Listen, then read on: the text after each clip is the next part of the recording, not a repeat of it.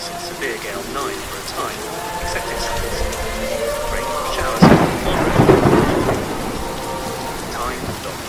Sound southwest, occasionally gale 8 for a time, rain for a time, good. Okay. Good evening and welcome to StormRider. As most of you will know, this channel focuses on G-Shock watches, fitness and well-being. And I've been a bit quiet of late, I'll be honest. I've been completely engrossed with a certain modality of exercise, which I'm going to go into a bit more detail about later. Over the summer of 2020 up until the winter, I was very much kettlebell focused. And yeah, something else has piqued my interest over the last 3 months, and I'm going to talk about that in a bit more detail soon. But the main focus of this video related to G-Shock is the fact that I've now owned this beautiful GG B100 for about 8 months now. And as you know, I like to wear watches, wear G-Shocks hard, put them through their paces, field test them, and then give an honest review after a genuine bit of usage. And I think I'm at that point now where I can give you my honest feedback about this watch. There's obviously a lot of interest in the comparison between this Mudmaster, the GG B100, and the beast, the GWG-1000. Now, I will talk about that comparison. I also want to talk about the fact that this watch has got the charge. It's actually reversed right now because I've got the iPad turned on myself, but shortly you'll see that it says charge here, and this means that it has not been in the sun charging at all recently. I did that on purpose because so many people have been asking about the batteries of these two watches that I wanted to do a little experiment and talk about it. So let's flip the camera around and talk about the two Mudmasters and what this has been like over 8 months of use. So here we are, 8 months on since I took ownership of this beautiful watch. Now, I'd actually owned the GWG-1000 for, I believe, about 6 years. And this has been one of the most impressive feats of engineering I've ever owned, like watch or otherwise. It's a very special machine to me. It's incredibly, I think as I own more and more G-Shocks, I realize it is incredibly serious, well-built, sturdy, and actually quite heavy. Isn't necessarily the most comfortable G-Shock, but you don't necessarily look for comfort when you look for something so sturdy. Now, obviously, I didn't think anything would ever touch this in terms of its capability and its functionality. So when the new Mudmaster came along, the GG B100, I was, let's not say reticent, I was just really interested to see if G-Shock are prepared to use the same name, the Mudmaster, for this that they did with this. It must have some serious clout, it must have some serious capability to be associated under that name. Now, I would say after 8 months of wearing this on a regular basis, now I'm not going to pretend I'm wearing this every single day because I'm not. I think everyone's aware that I have quite a few other G-Shocks that I wear regularly as well. But anyway, I've definitely worn this enough over the last 8 months to know it inside and out. And yeah, I must say that the main stark contrast, let's face it, they're two very different watches. I've done a video on this in the past. They're actually technically very different. This has got the sapphire crystal face. This has not. This actually has the mineral glass. It has obviously the shock resistance, it's mud resistant, it's got the carbon core guard structure in it, which the GWG-1000 does not. It has 200 meter water resistance. It's also got a carbon and resin bezel, resin band on this particular model, a double LED light, and it also has the auto LED super illuminator. It's incredibly bright, and you can either have 1.5 or 3 seconds set on that with an afterglow effect on the face, because of the fact that the parts of the dial actually remain illuminated afterwards due to their kind of ultraviolet charging capability. Now, if you do a quick comparison to the GWG-1000, this has got tough solar. Now, out of interest, you'll see it says charge here. I've done this on purpose. This watch I left in the dark for as long as I could to show everyone what it looks like when it doesn't have charge. Because I've had countless, I mean, if I had to guess, I'd probably say I've had about 50, 60 messages over various videos asking about the fact that the GGB100, because it doesn't have solar, how long will it last for? The battery, that is. And how long does the GWG-1000 last for when it's fully charged, etc., etc. Now, it took me literally, it must have been, so it took me literally 4 to 5 months to get this to show that it needs a charge. And I've left it purposefully in a darkened environment where it gets no light whatsoever. So that gives an indication how much you don't have to worry about this in terms of, you know, as long as you put it in the sun on a semi-regular basis, not even direct sunlight, just in a light environment, it will always look after itself. I'm going to charge it tomorrow and see what it looks like, see what level of charge it gets back up to after a few hours of charge. This watch does not have solar, does not have tough solar. It has a normal battery, and you know, I've had people asking, if you don't use the sensors, how long will the battery last for? And the answer is, I don't know. And the answer is probably that virtually no one knows, because it hasn't existed long enough for it to be really properly tested and proven. What I do know is that Casio, G-Shock would never release a watch, this kind of field watch, that didn't have incredible battery capability and battery length. It will, I'm absolutely sure, get 2-3 years usage out of the battery. The other thing, not to kind of put your mind at rest, is that my understanding is that this watch will give you a notification that your battery is low, not unlike this where it says charge, although I don't know exactly what it will say, when that battery is due for replacement. Now, I've looked for images online. I can't find an instance of anyone being able to show what that looks like yet. But as I understand it, it will say battery low, and then you know you have to change it. And of course, G-Shock, Casio make these things fairly straightforward and very low cost as well. It's going to be really interesting to see when people start reporting the first GGB100s needing battery replacing and how easy it is. But I honestly think it's going to be a piece of cake, and probably very easy to do yourself. Although I don't know, they probably recommend that they get the Casio dealer to actually do that for you. Worth checking in the manual to confirm that. Now, okay, so what about the performance of this watch over the last 8 months? I must say that what is one of the most remarkable things about it is that I've used this in so many workouts, particularly kettlebell workouts, gym workouts, running, been in the sea quite a lot, and it looks actually brand new. I mean, look at that. If I showed you that and said it came straight out the box, you would probably not question it for a second. I haven't, and you know, anyone who watches this channel knows I don't, you know, mollycoddle my watches. I don't treat them with kid gloves. I don't wash and maintain them on a regular basis.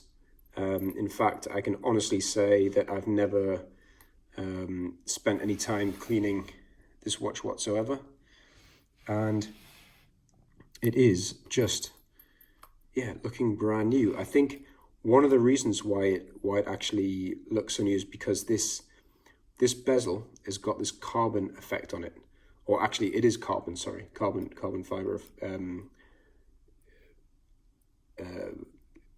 kind of bezel on it. and an area that would show wear and show damage is this. So if there are any minor nicks and chips on it there, it's virtually impossible to see them. You have to look up very, very close to actually find that, but I can't personally see anything. Now, if I look at the GWG-1000 up close, I've done this in the past, so anyone in the know is aware that if you look very, very close, you can come across some little scraps and scrapes. Now, if this had the same carbon type bezel on the front, you wouldn't really be able to pick up this kind of scrape. But because this one does, it is really, really difficult to notice. I honestly can't see anything. Okay, so there on that corner of that bezel, you can see a slight blemish, but I wouldn't be surprised if that's something that would actually easily just kind of rub out as well. Now, I've just noticed the actual mineral glass on the watch was a bit dirty, so I've given it a rub down. And what I can say, excuse me, just cleaning a bit more. What I can say is, very happy to announce it is actually completely like scratch free. There's no damage to the front whatsoever. Again, I've been, throwing kettlebells around. There's been various impacts to this watch, Olympic bars, that kind of thing, on sand, dirt, gravel, and you can see it's perfect in terms of that mineral glass. People think that if you don't have this crystal sapphire that you have in the GWG-1000, that you might be asking for trouble and you're gonna get easily scratched up. That just isn't the case. What's also interesting is that if you look very carefully, you see the GWG-1000 has a completely flat face, the crystal sapphire, whereas the GGB100 has got a slightly convex, you call it, when it just sticks out slightly convex shape to the actual glass, which again, people might think leads it to a little bit more exposure or vulnerability to scratching, but no, not for me. I haven't seen that whatsoever. So far, you can see that it's doing what it's designed to do. It's putting up with hard use in harsh environments, and it's not shown any damage whatsoever in the areas I've covered so far. The buttons look absolutely perfect, operate absolutely perfectly, have shown zero issues with, for example, any water or mud or sand ingress into the edges. No issues there. The band itself, so it's a resin band. I went for the olive strap, and honestly just looks brand new. This is the kind of slightly boring thing about G-Shock sometimes when you talk about how they're faring after a certain amount of time. Because they're so strong and dependable, basically there's not a lot to report back in terms of damage or anything like that. I'm trying to show you even the smallest amount of scratching or something, but I'm happy to say it just doesn't exist. So yeah, I mean, I'll say it one more time. It looks like it's just come out the box and it was brand new, which is quite remarkable. I think you'll agree. In terms of any technical issues, obviously none whatsoever. G-Shocks, in my long experience of using them, I think I've been using them regularly now for, what would it be, let's say 25 plus years, getting on for 30 years. I've never had a failure of any element of any of my G-Shocks, and that is why I always come back to them. The actual functionality of this watch, so You know, I really like the compass on this thing. It's very fast, very responsive. The GWG-1000 has basically a very similar setup. You press this top right button here as well, or the B button, and the compass kicks in. But it's faster and more responsive on the GG B100. Obviously, there's just a technological advancement there that has just made it a little bit smoother. And I just absolutely love having that as an option. I admittedly don't use it that often at the moment, but I always like having it literally up my sleeve.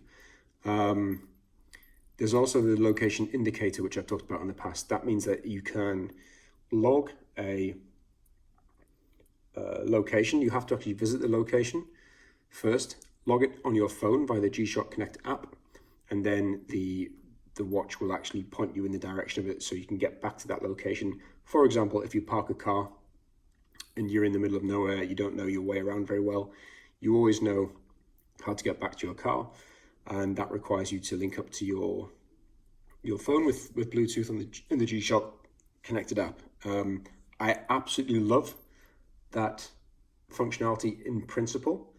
I really wish it was able to do that without having to first visit the location. I think that's just the one area that needs enhancement. I'm hoping that they can actually make that enhancement via an update to the software, rather than having to wait for a new model of the watch to come out.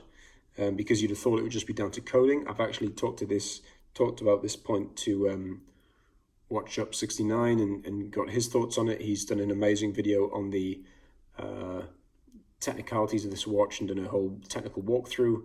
I asked him his thoughts. He thinks it's probably doable, that they'll update that location indicator to be a little bit more, let's say, a little bit more versatile, but it's yet to be seen. Hopefully Casio, G-Shock listen to the feedback and make a tweak to it. But yeah, incredibly cool breakthrough. You can imagine, say, if you're on a very foggy day, or you're in a whiteout, if it's been heavy snow, you don't know where your car is, and you've got this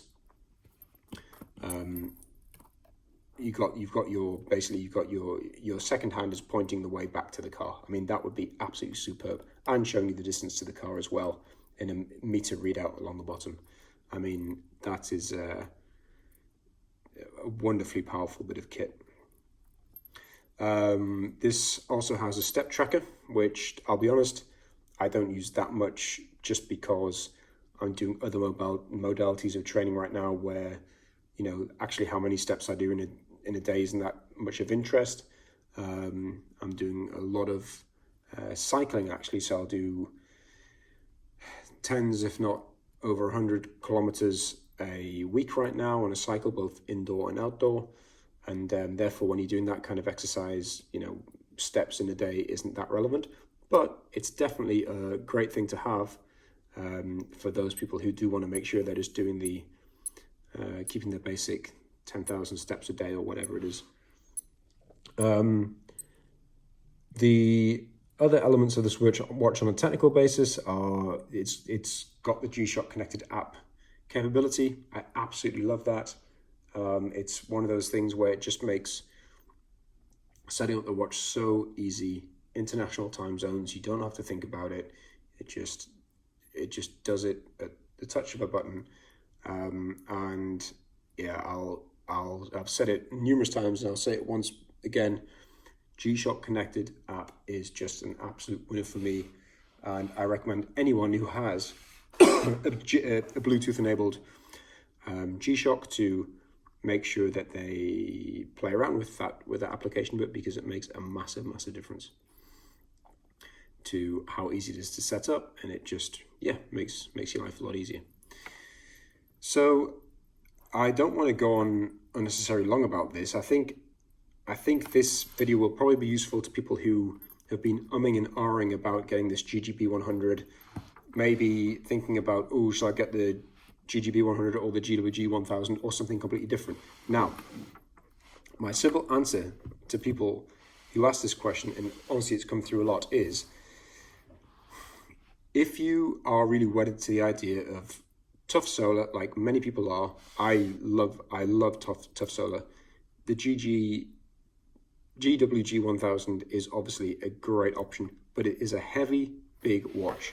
I've got a relatively large wrist, and if I put this on, bear with me,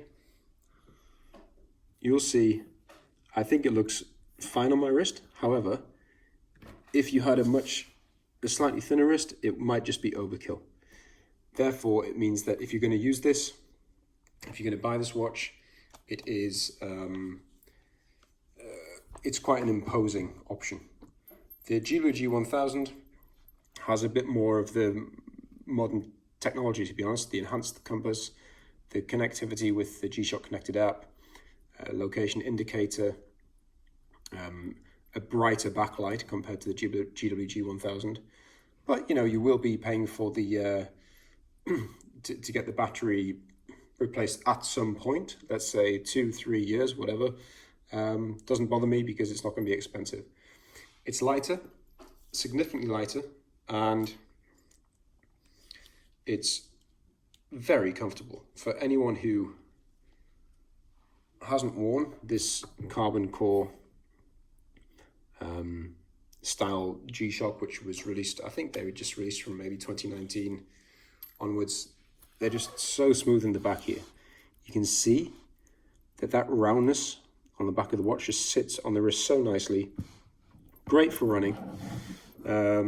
This is not as comfortable, you know, the heaviness and the fact that it hasn't got that rounded element here on the back, you know, it just isn't as comfortable. So I'd say I'm hopefully giving you some pointers to help you decide. I would never tell someone which watch they should get, but giving you a few pointers as to what you might want to plump for based on these different factors. And there's one more really important thing to say if you're thinking about these two watches, and I always say it to people, always. Have you thought about one of these? So the Rangeman, which, I mean, I basically hadn't owned a GW-9400 Rangeman until this year, and I've always seen them, and it's crazy it's taken me so long to get one. But you know, this is my kind of specialist bespoke model, which I added this special carbon fiber strap and bezel to my Blackout, and it's a bit of a one of a kind. But you know, this has got tough solar, this has got a really good backlight, this has got the compass, this has got the barometer, this has got the temperature,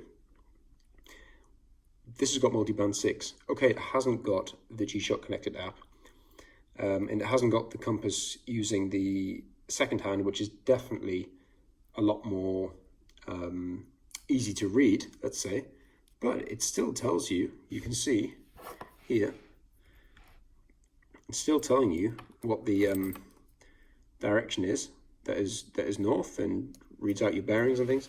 So, and it's a bit smaller, it's a bit lighter than both the GWG-1000 and the GGB100, and to my mind, this is just an all-time classic.